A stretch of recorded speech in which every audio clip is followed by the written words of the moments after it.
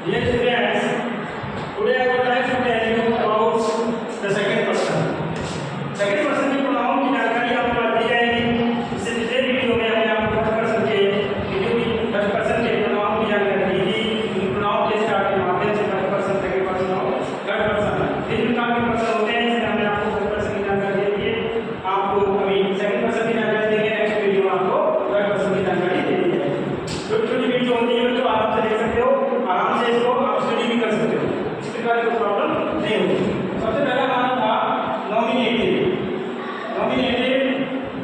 Case. Nominative case का pronoun हमने लिखा था, ऑब्जेक्टिव केस। तीसरा था हमारा पजेसिव केस के प्रोनाउन थे। और चौथा हमारा था रिफ्लेक्सिव। यहाँ रिफ्लेक्सिव केस के प्रोनाउन थे, उनके बारे में जानकारी दी गई थी। तो यहाँ पे सबसे पहले नॉमिनेटिव केस का जो प्रोनाउन होता है उसको हम लोग सब्जेक्टिव केस भी बोलते हैं। तो सेकंड पर्सन की हम बात करेंगे। यहाँ सेकंड पर्सन की जब बात होगी, सेकंड पर्सन में नॉमिनेटिव केस में यू होता है। यू हमारा क्या है? नॉमिनेटिव केस में होगा। किसी भी सेंटेंस के शुरू में सब्जेक्ट की जगह पे यू हमारा ऐसे प्रोनाउन वर्क करता है, सब्जेक्ट वर्क करता है। ये प्रोनाउन है, इस पर्सन को आ जाता है और ये सब्जेक्ट की जगह पे होगा तो नॉमिनेटिव या सब्जेक्ट कहलाता है। और इसका ऑब्जेक्टिव केस में जो यू होता है, ध्यान रखिए।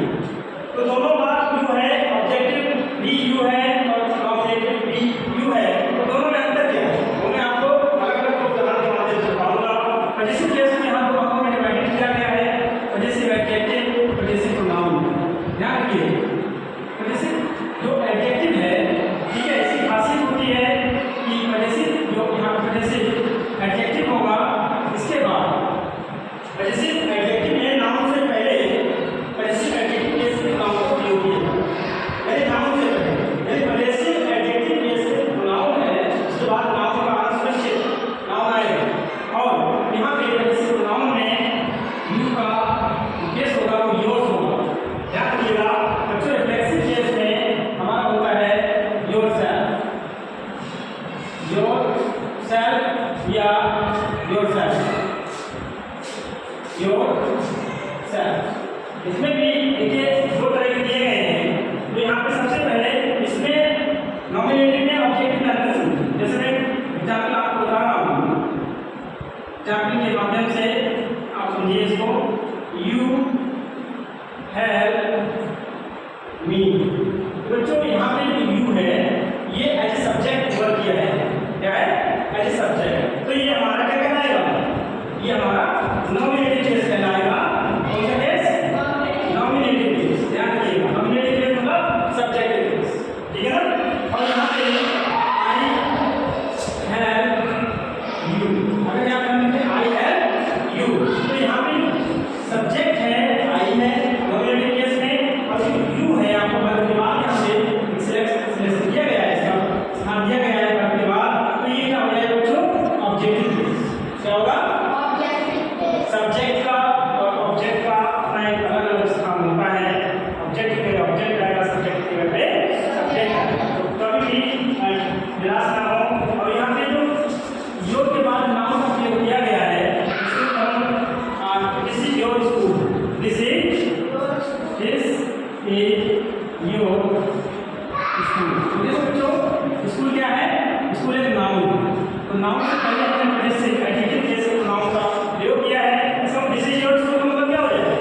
ये आपका विद्यालय है, ये आपका विद्यालय है। अगर हम कहें कि ये विद्यालय आपका है, तब हम इसको कैसे बनाएंगे? दिस स्कूल इज योर्स हो जाएगा। ध्यान रखिएगा, इनमें दोनों में अंतर क्या है समझिए। ये आपका विद्यालय है, तो जो आपका शब्द है, आपका, आपकी, आपके, ये बाद में नाउन का प्रयोग